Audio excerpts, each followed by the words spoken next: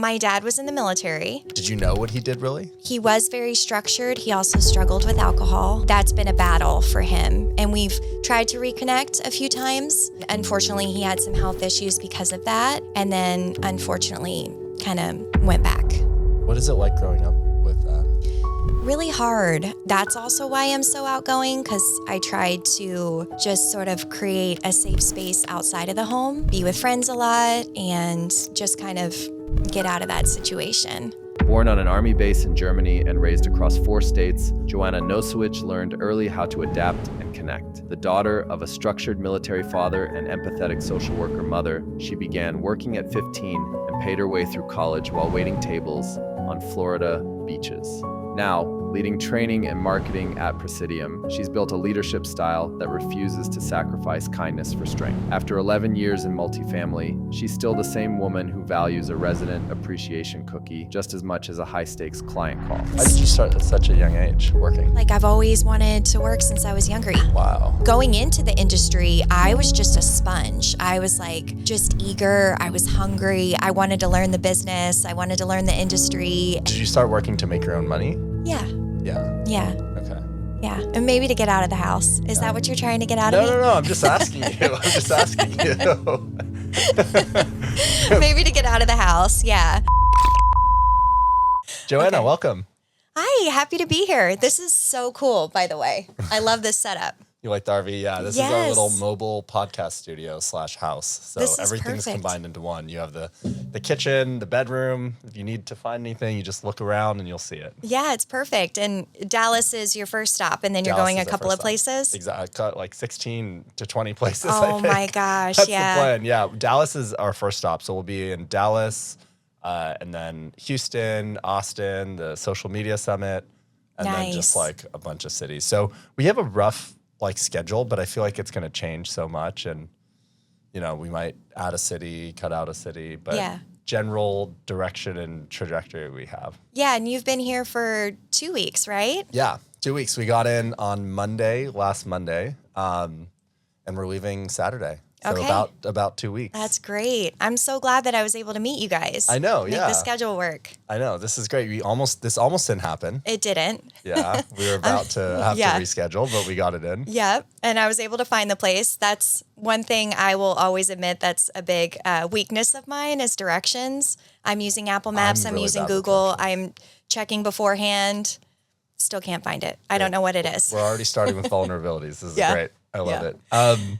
Awesome. Well, thank you. I'm excited to chat with you and learn a little bit more. I think a good place to start would be just your upbringing and where you grew up and what your upbringing was like. Yeah.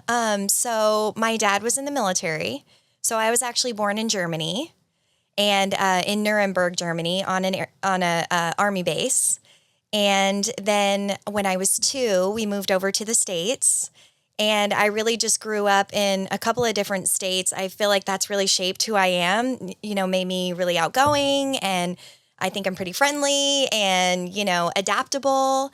And I think I've really brought that into my career as well. Just kind of, everyday changes and meeting different people and getting to know everybody's different stories. And really growing up, it was like, being new to a school, you had to be really outgoing and make friends.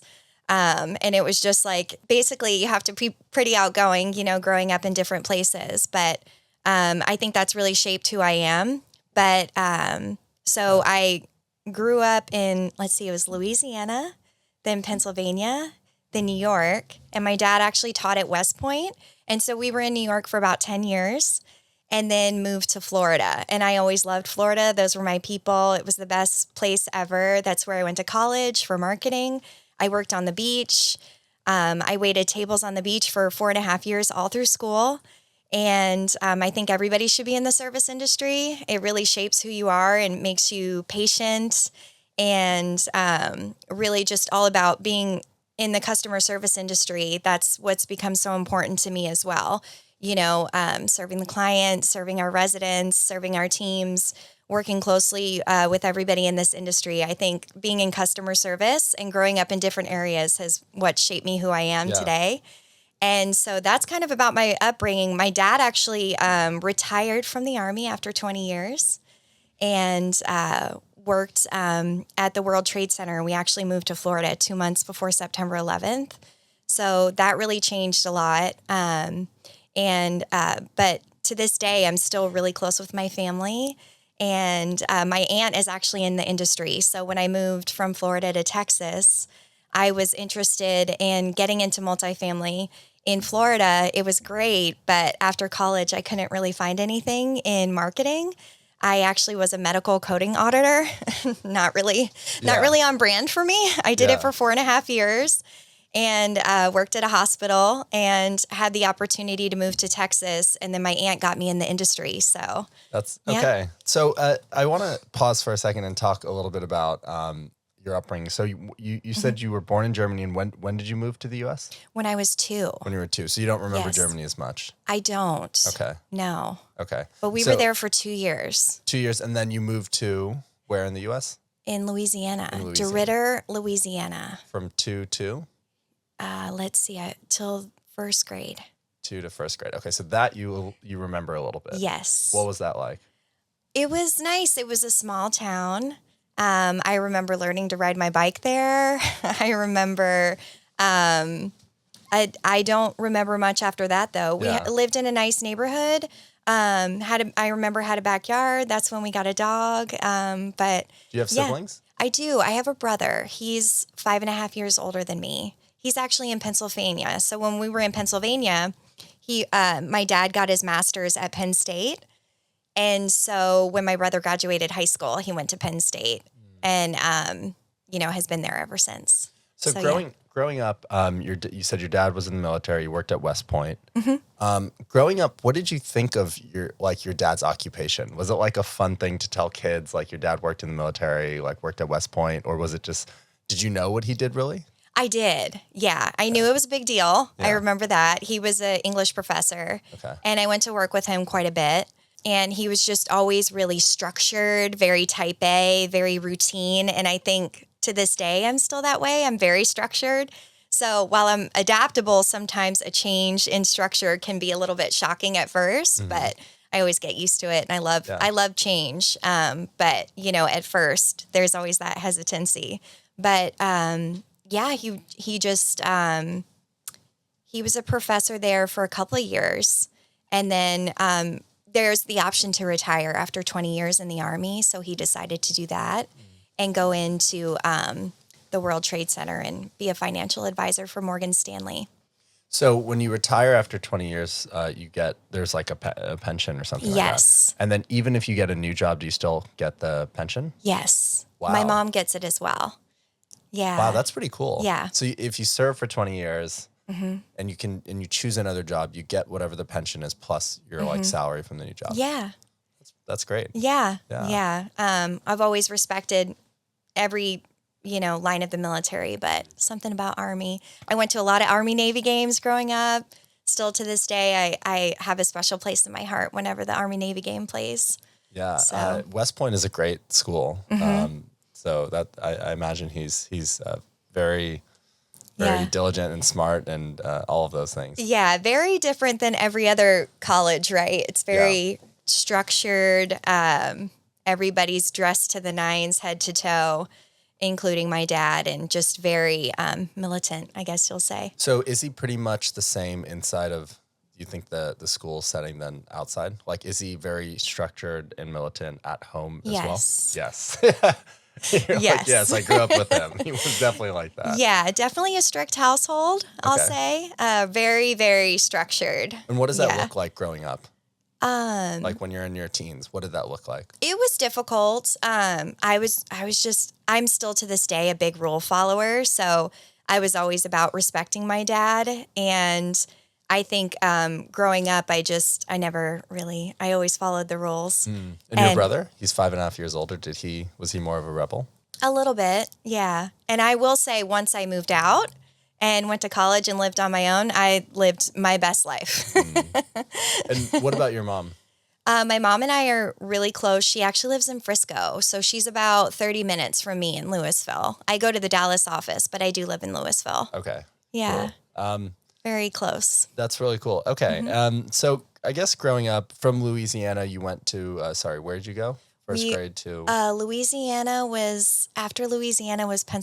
was Pennsylvania. Okay. Yeah, and then Penn State for where he got his master's, and then after that we went to New York. Okay, so that's pretty incredible. That's like what 4 or 5 moves through your your teens and your early years. Yes. So I totally I didn't do that many moves. When I was 12, my family and we moved to India, and I went to like an international school there. But it was just one giant move in some ways because I grew up in the Bay Area in California. And I went to an international school. And I think similarly for me, I credit a lot of my adaptability to just having done that move, right? And like for you, moving 4 or 5 different times before you're 18 definitely makes, like, what do you think that, like, besides adaptability, what else did that do for you, do you think? I think it's made me very outgoing.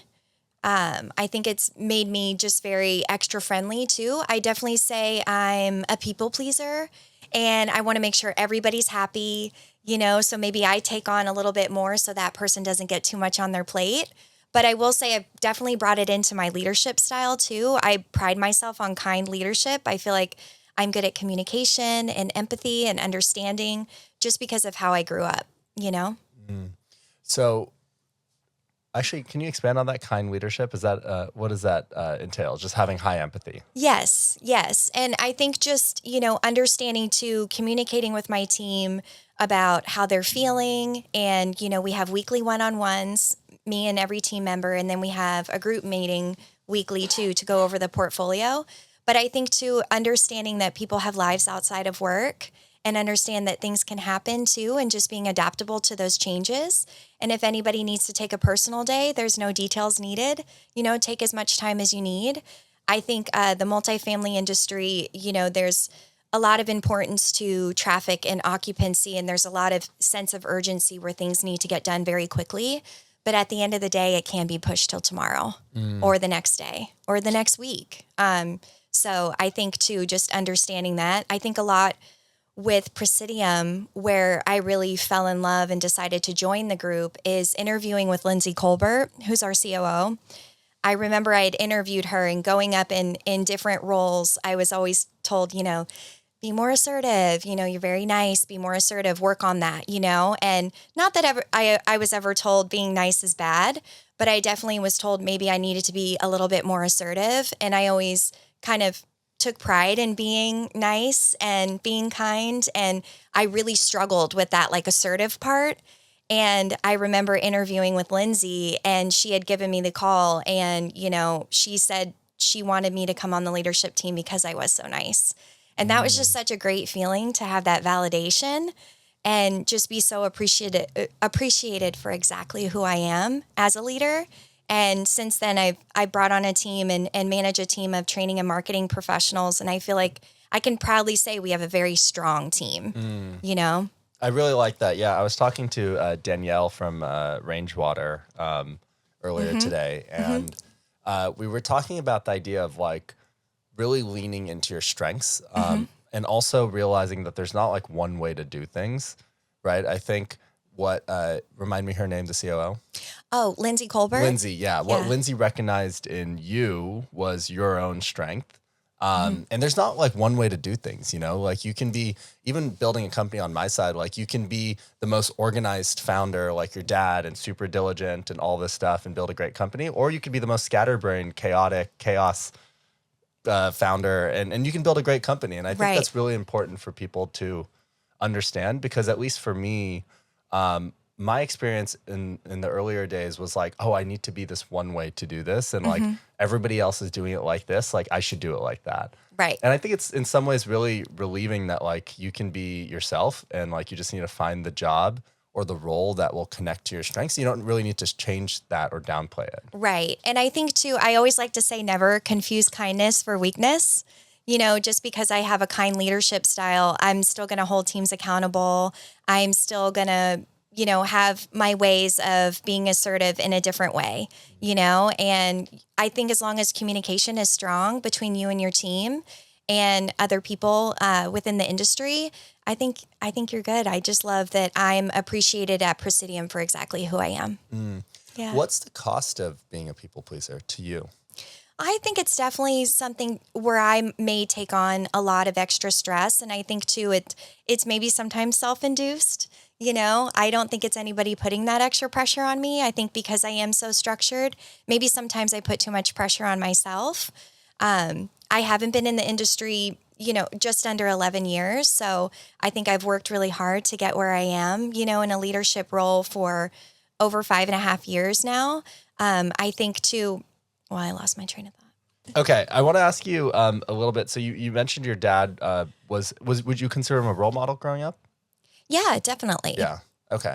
And your mom, what was your relationship with your mom like in terms of what did she do for work? Did you cover that? Yeah, she was actually a social worker. Okay. So since my dad was in the military, she kind of always had a role within the military space. So a lot of times soldiers that went overseas and came back, she would help them connect with their spouses and kind of organize these retreats where, they would bring together their spouses again and kind of reconnect on money management and time management and family management. Because when spouses are overseas, the other spouse that's at home is kind of used to certain ways of doing things. So then when they come back after a year or two, they kind of got to reconnect and realign. So she would kind of work together on that. Also, too, she was a teacher. She was a kindergarten and first grade teacher. So she's just a really, really nice person. I love my mom. So that's kind of interesting. Shout out, Mom. It's kind of interesting. It seems like you got both of a lot from your parents, right? Mm-hmm. Like it seems like you got the kind, which is actually kind of a rare, I'm curious what you think, but I think is a rare combo of like being super kind and that approach with like structured and diligent. I feel like usually they're opposing. Yes. They were opposing a lot of times. Because like normally people, when I think of somebody that is super rigid and like structured and diligent, I don't usually associate that with kindness necessarily. Right. That's why I think I'm, kind of, a good combination of the two, right? I think that's too why I try to be a people pleaser so much, because maybe my dad was so structured and a little bit more aggressive. And I think maybe that's where the people pleasing came from, because maybe he was the first person I wanted to please, Would you say your childhood or upbringing was challenging in any way? Yes, for sure. Yeah. My brother and I aren't super close. My dad and I aren't super close anymore. So, but I am really close with my mom, and I have a great aunt. I have tons of aunts, cousins, and, I have 2 lovely kids that are my best friends. My son is 11 and my daughter is 8, and they're the best people in the world. So, yeah. How come you don't talk to your dad anymore? He was very structured. He also struggled with alcohol. So that's been a battle for him. And we've tried to reconnect a few times. And unfortunately, he had some health issues because of that. And then he became sober again. And then unfortunately kind of went back. Yeah. What is it like growing up with that? Really hard. I think that's also why I'm so outgoing, because I tried to just sort of create a safe space outside of the home and be with friends a lot and just kind of get out of that situation. So, are you kind to yourself, you think? I think so. Sometimes maybe not so much. I think that's why maybe a lot of it's self-induced about why I work so hard. I think maybe too, it's just I'm so structured and want to please others and want to provide customer service to others, because maybe I'm still proving myself, and trying to get that acceptance. But I feel that acceptance from everybody else, my friends and my family and my job. I feel my job is really, really rewarding. And I think that's why I'm so career focused. I get a lot of validation from my career, for sure. That's good and that's great. Yeah. But also not good in some ways, right? Because who am I to judge? I think I'm similar, very similar to you. I get a lot of validation from my career. I get a lot of external, a lot of my self-worth is placed outside of actually who I am. It's based on my accomplishments. It's based on what I achieve. It's based on whether this person thinks highly of me or that person thinks highly of me. And I think in some ways that makes me lose agency. And I just don't I think the most there's a word, anti-fragile is like there's an economist called Nassim Taleb, and he coined this term anti-fragile, which basically means that the more instability you have in your life, the more you actually grow. And I think the most anti-fragile place to be is like you taking agency of your own feelings. At least I'm just talking for me, what I'm trying to do on a day to day. Yeah. And it's just so challenging though, right? Because like a lot of these things are so rooted from experiences that we've had from 0 to 6 or 6 to 12. And like in many ways, you're not even aware of them. You might not even remember them. Right. And I just think it's super important. And part of the reason why I like this podcast and why I try to self-reflect is if you're not aware of it, how are you ever going to change it? And that's why I think it's really important to like self-reflect on your earlier so you can understand who you are and how you can change the things you don't want to be. And I think that's why mental health is so important. And I think that's why I try to have that extra empathy for my team and taking time off and taking time to do things that bring joy outside of work. You know, we all have lives outside of work and, you know, like traveling that we were talking about earlier. And I always try to promote that balance. That's something that's really important to me. How do you manage your stress and anxiety on a day-to-day if you have anxiety or stress? Yeah, I try to eat really healthy. I work out 4 to 5 times a week when I can. And that just being overall healthy has been really important to me. I see a counselor every 3 weeks. It was 2, but then I couldn't make it all the time. So we extended it to every 3 weeks. And it's nice just to have someone to talk to outside of, you know, your friends and your family about what things that you're really struggling with. Because I'm very private at work too, you know, about only a select few kind of really know like the real, more intimate stuff in my life going on. So I'm just very private. So it's nice to have that counselor to talk to and really work through those things. In addition to just a great village of friends that I can talk to and be myself with. Why are you private? Is that a personal choice? I think it's just like separating career and personal life, I guess. I just keep it kind of separate. I only kind of share my true self with just a select few people. Yeah. I don't know. Maybe it's because, again, maybe it's self-inflicted again. Maybe it's, you know, I'm a single mom and, you know, as we've discussed, you know, I didn't have the greatest growing up, you know, the greatest childhood growing up. That was really difficult. And, you know, I met the love of my life in college and we were together 17 years, but unfortunately circumstances forced a change in our marriage and forced us to not be together anymore because of mental health issues. And that's something that I just keep very private because if there's ever a discrepancy in my career or a gap or something that's not completed on time, I always struggle with it. You know, I want to make it known that my personal life is not affecting my career. I don't like it to bleed.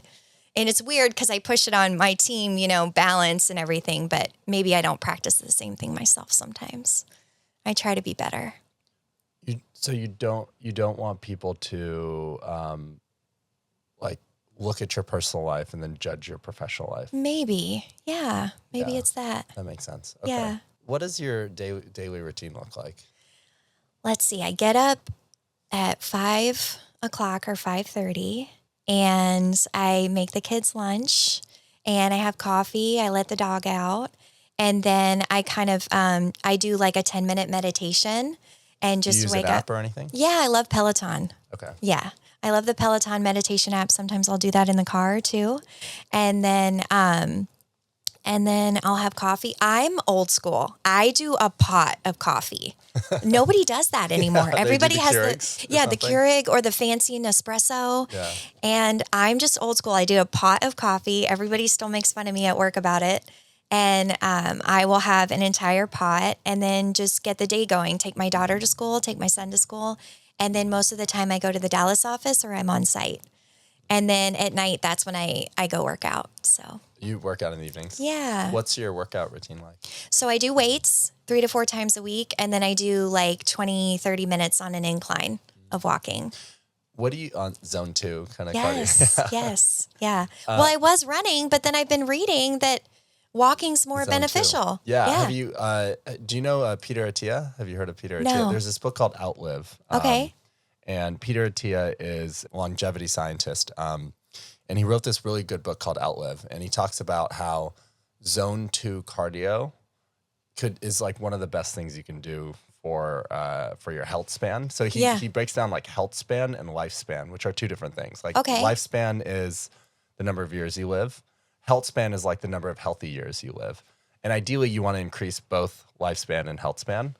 And one of the best forms of cardio is like zone 2 cardio. So you're probably doing exactly what you need to do. Perfect. Yeah. Well, I remember I had cut back on alcohol probably about 2 years ago where I did nothing during the week. So maybe I would have a glass of wine on the weekend, or brunch like mimosas on the weekend, but really kept it limited. And then as of January, I did the whole dry January thing. And so I've really been limited with that so I can focus more on like heavier lifting and, more beneficial cardio. So that was kind of a turn that I took at the beginning of the year. Has it been a massive impact? Yes. Yeah. I love it. Yeah. I feel like the industry is so focused on alcohol, though. It's like kind of hard to like, you go to the conferences or you go to dinners. It's so hard to like avoid it. Right. You travel a lot for work, you said? I do. With Presidium, we go to Austin quite a bit every other week. Okay. Yeah, because we have 2 communities in lease up right now, and then we have 2 under construction that will start pre-leasing in a couple of months. Amazing. Okay. So I want to talk a little bit about, you mentioned that you didn't start your career in multifamily. You started in another industry. I did. I've been working since I was 15. My first job was Dunkin' Donuts. Shout out Dunkin' Donuts. But I started that when I was 15 from 6 a.m. to noon. And then I would do cross country over the summer from like 1 to 4 in high school. And I've just been working ever since. So after Dunkin' Donuts, I went into jewelry sales, customer service. Why did you start at such a young age working? Maybe, I don't know. I think it's just like I've always wanted to work since I was younger. Even before that, I was part of the Babysitters Club in military housing, and we were on a list of babysitters, and I started when I was 14. I've always enjoyed working. And the babysitter job was like for free? Or No, you got paid. Yeah. So did you start working to make your own money? Yeah. Yeah. Yeah. Okay. Yeah. And maybe to get out of the house. Is that what you're trying to get out of me? No. I'm just asking you. Maybe to get out of the house. Yeah. So yeah, just to start making my own money. Yeah. I always wanted to be independent. I think my dad being so structured, he kind of tended to throw things back at you, like that I should be more appreciative because I have this and I have this. And it was like, well, I'll just start making my own money, And then I think going from there, I went into jewelry sales and then waiting tables. And then I did that all through college and paid my way through college and paid my rent and paid all my bills. And I've just been doing that ever since I moved out. Wow. You paid your own college? Yes. Yeah. Wow. Yeah. That's but I will say I went to the University of West Florida. I don't know if you've heard of it. We got a football team about 2 years ago. It's a small but great school in Pensacola, Florida. And I got my marketing degree from there. So tuition was a little bit more affordable than maybe other schools, but yeah. I loved it. It must have been stressful though, to like work, because I imagine you worked all throughout college. Yes. And then you obviously did your school. Yes. And then you had to pay these bills. So pretty much until from 16 onwards, you've been paying your own bills? Yes. Yeah. Yeah. That's quite a bit. Yeah. And I'm proud of that, Yeah. Yeah. And that's nobody's fault. It's, it's just the way it is, it's just kind of shaped me who I am. I've never had to depend on anybody else. So. And that's good. Yeah. Yeah. Okay. Yeah. Cool. So you were in college, you worked throughout, and then what was your first job outside of college? That was the coding auditor. So I worked for a hospital, and there was a hospital in Pensacola, Florida, and I worked in the billing department and corporate compliance. And so I would audit insurance overpayments all day. And so whenever an insurance company overpaid, they would try to get refunds from the hospital, and I would fight against it and try to help the hospital keep that money.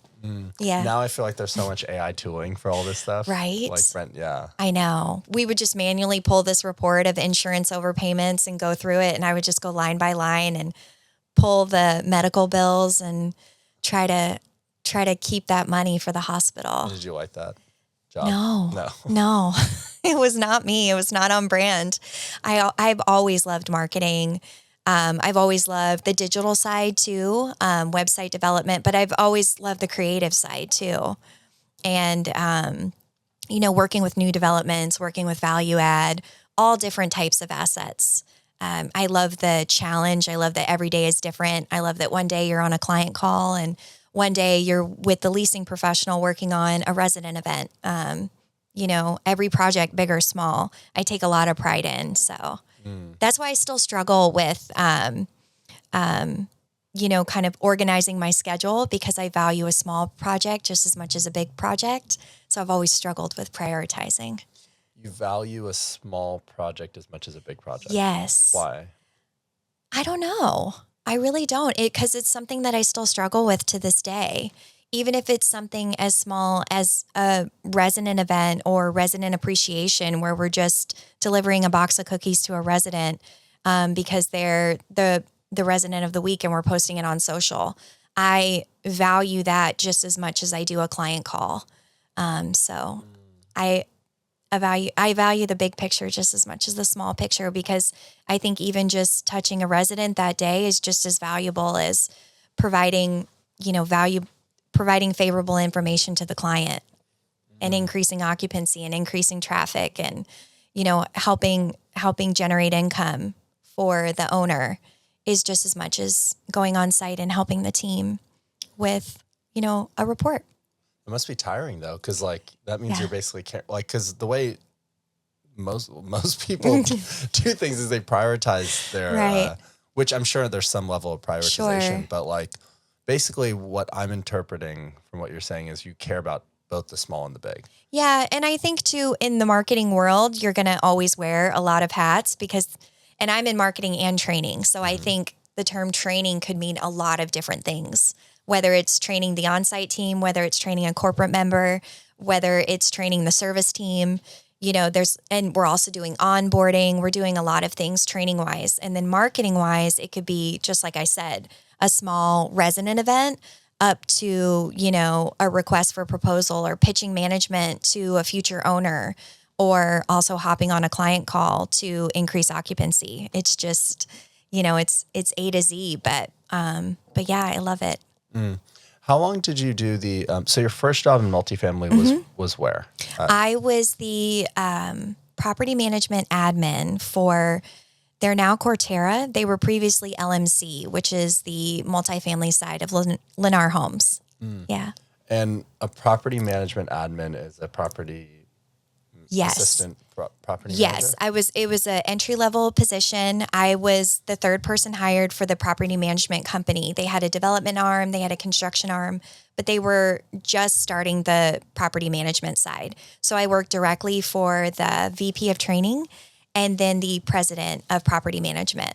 And I started just paying FedEx bills. I started setting up music licenses. I was setting up Office Depot accounts for our new properties. We hadn't even put a shovel in the ground yet. And then when I left, they had leased up 35 properties, roughly. Wow. Where is your confidence at this point in time? Because you, I feel like most people, first of all, don't pay for their own college and start working so early. And, it's what I'm trying to understand is you spent a lot of time kind of being independent before most people are independent. So going into this new job and starting this career, where was your confidence level? Were you confident? Did you have imposter syndrome? Where were you? I think everybody still struggles with imposter syndrome a little bit, right? Yeah, absolutely. So I definitely feel confident in my current role thanks to my supervisor who always gives me confidence and supports me, my team who supports me and gives me positive feedback, ownership who gives me positive feedback. So I think that really helps with my confidence. I'm definitely that type of person where, I might need a meeting and additional positive feedback, just so I don't get in my head too much. Going into the industry, I was just a sponge. I was like just eager. I was hungry. I wanted to learn the business. I wanted to learn the industry. And that was the perfect place for it. The two people that I worked for, just constantly asking questions, raising my hand. And anytime they needed additional support, I stepped in. As I continued to grow within the industry and became a marketing coordinator, and then I became a marketing specialist. And I just knew if I was going to keep growing, I had to take anything off my supervisor's plate and learn it myself and become an expert.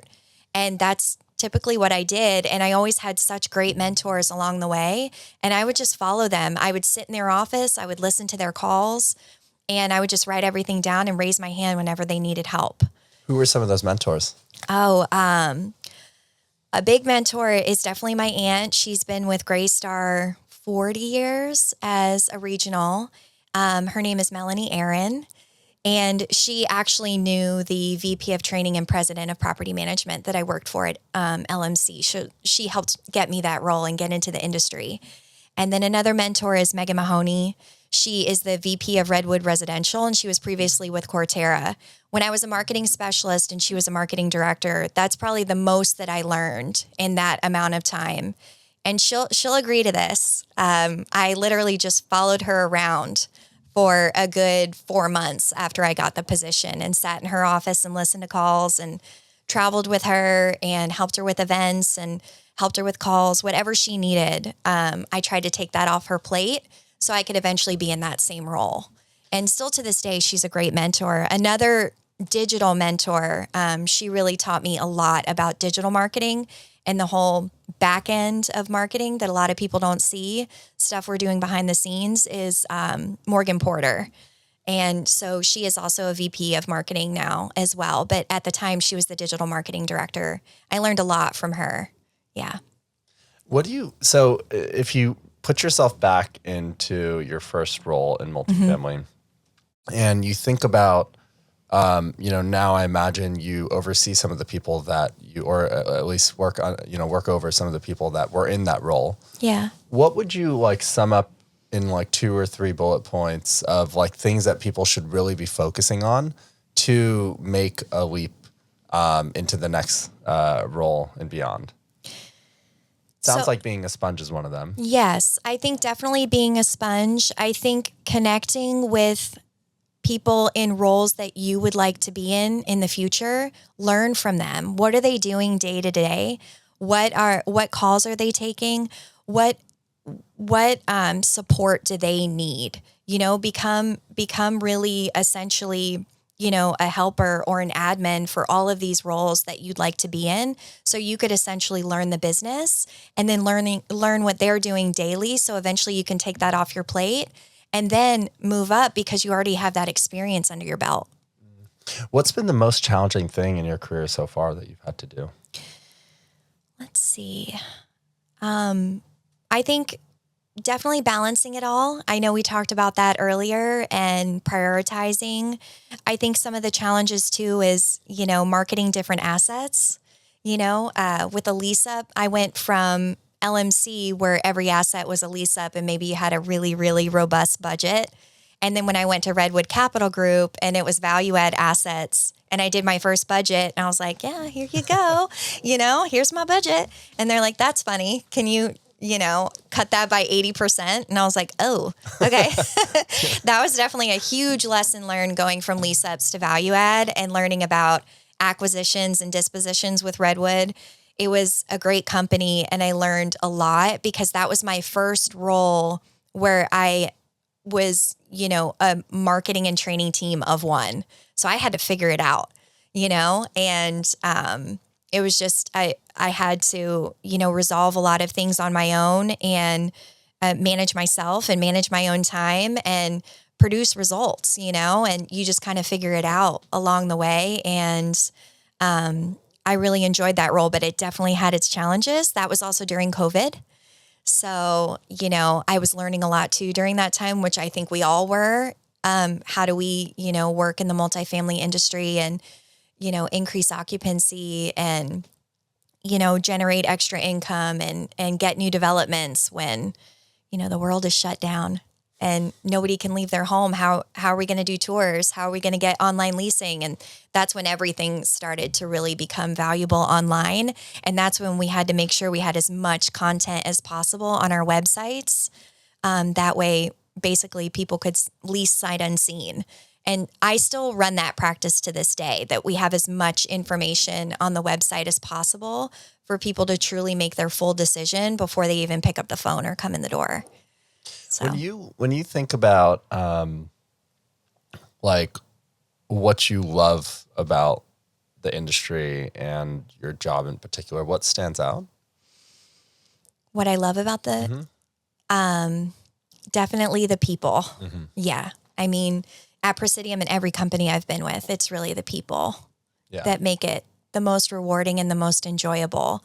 And, I will be in the corporate office and it's a great group to work with, but there's something about when you go on site and you're with the team and you see people coming in the door and residents coming in the door and prospects, looking for a new home, no matter what their story is, but hearing their story and getting to know people and being on site and also meeting members of the community, meeting with local businesses and what they're going through and their challenges in that market.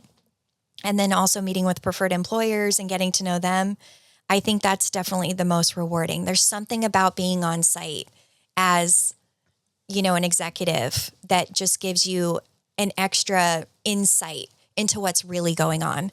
Because you can be behind the computer all day looking at reports, but unless you're on site and talking to the team and figuring out what's really going on and just getting their feedback, that's invaluable. 100%. Mm-hmm. And I would even go as far as to say that it's valuable for like tech companies like us, right? Mm-hmm. Like if you're trying to build a product, how are you going to do it by only being behind your computer, writing code and not really seeing the problem at the ground level, right? So one of the things we do actually in our company, one of our values is called move into the customer's office. And it's a little bit tongue in cheek, but the idea is like, when we're building new products, we're actually moving to a new city, working with our customers and designing that new product in the leasing office, like showing them the product, getting feedback, writing code, because you need to be as close to the problem as possible. And I think both on the tech side for tech companies and on the marketing, corporate side. Mm-hmm. Oh, that's great. I did see one of your posts where you were a leasing agent for the day. Oh, yeah, right? yeah, exactly. Okay. I was a leasing agent for a little bit longer than a day. But yeah, my co-founder actually, when we started the company, he was a leasing agent for 9 months. Really? So he worked at SpaceX, interned at SpaceX, did mechanical engineering undergrad. And when we were starting the company, we wanted to understand the problems at the ground level, exactly what you're saying, because we felt like there was a lot of these tech companies that would come into the industry and not really understand the core problems. So when we were building the company, he actually became a leasing agent, offered to work for free, and worked at a Class D building in Redwood City, California, for 9 months. Oh my gosh! And like went from building rockets to leasing on site. But the value for us as a company, a story we still talk about today, is there's just invaluable insight. And not only insight, I feel like there's emotional connection to the problem you're solving, right? Like you really see what's happening and you see the impact and you see the relief of, the on-site team or the corporate team and all that stuff. So that's why even with this van stuff, like we as a company we just believe in being in person, right? Yeah. Because that's how you like really get insight into problems, the industry. And it's just hard to connect on a computer screen. Right. Well, and the fact that you're even logging into their systems and seeing their day-to-day interactions, I mean, that's the best way to optimize your product. Exactly. Yeah. Awesome. Okay, cool. I want to expand. I thought this was interesting, and I don't know if there's any insight that I haven't gleaned, but kind leadership, I've never heard that term. Really? So is that a formal term, or did you make? Did you coin that? No, I mean, I will listen to podcasts that are related to kind leadership just on What those podcasts? days. I can't remember the specific one, but I have like a lot of like, self-motivation stuff and audiobooks that are all about, kind of making sure that like staying grounded and staying motivated and staying positive and positive thinking, because, once you start to think negatively about yourself, kind of to what you were talking about earlier, then it's just like, how are you going to lead a team and how are you going to be that person that generates positivity on site if you're not feeling that yourself? So I just love all of that. And I think all of that really ties to kind leadership. But yeah, I would definitely call it an official term, tied to empathy and communication and understanding. Yeah. But also, like I said before, it's like really tied to that accountability piece too. Never confuse kindness for weakness. So yeah. You've been in the industry for how many years again? Almost 11. Almost 11 years. Yes. 11 years ago, the industry looked different. Yes. 11 August 2014. August 2014. So Yeah. almost coming up on 11 years. Yeah. In 11 more years, the industry is going to look totally different. Yes. Where do you think we're headed in the next 10 years? What do you think, how do you think AI, how do you think technology is going to change roles? I think AI is definitely going to advance more and more. I know that at the end of the day, though, people still want to talk to a person. So I think as long as we have the balance of both, I don't think it's ever going to replace the true value of customer service and face-to-face interaction. I mean, you said yourself, that face-to-face interaction is what's really important and what connects people. And I think a lot of times people are not going to make that final decision to lease an apartment home until they've connected with that team. We do get sight unseen apartment homes, but it's usually because of the final conversation over the phone or a FaceTime, or they'll have somebody close by or a locator or realtor that comes in person and tours the apartment home. I think at the end of the day, AI is still going to make things easier though, with all of the automation stuff that we manually do on the corporate side. I think AI is really going to make moves there, because at the end of the day, there is still a ton of admin work that we do on the operations side that AI is officially going to really take over and do better. I think what AI has done with tour scheduling and email follow-up has been huge. I think what AI has done with phone conversations and tracking and routing is huge. And I think for the whole conversation of when the person is still thinking and making a decision on if they want to choose your apartment home, I think AI has been elevated so much to really help the person through that process, or by the time the team does step in and provide that true level of amazing customer service and a great experience for the future resident, they've already made their decisions or they've already made their decision and had all those questions asked. So I think over these next, 10, 11 years or so, I think everything's going to become automated, but we're still going to have that level of customer service at the very end. Yep. Yeah. I couldn't agree more. Yeah. What problems do you feel like AI should be solving in the industry from your vantage point that it isn't? Like, are there any parts of the business that you feel like are mundane or manual that AI and technology isn't solving? I think there's still always things that need to be fixed and monitored, where I wish we could have an AI platform where we could just be completely hands off and maybe look at it once a month, where I feel like things like chatbot and AI over the phone and AI text and AI email, we always have to take a look every few days, or maybe something goes down and it affects the other parts of the program. So I think there's still bugs that need to be worked through with AI, and also the part where AI integrates with our CRM. I think too, at the end of the day, we can say all these things integrate with CRM and our websites and everything, but I still feel like that connection still needs to be worked through, but touring and leasing and questions being answered and follow-up and phone conversations, I feel like that's all been doing really, really well and come a long way just in the last few years. Awesome. Well, Joanna, thank you so much for making this happen. I'm glad we didn't reschedule this and this actually happened, because we're going to be gone tomorrow. So Yeah. I really appreciate the time and sharing, some more vulnerable parts than others.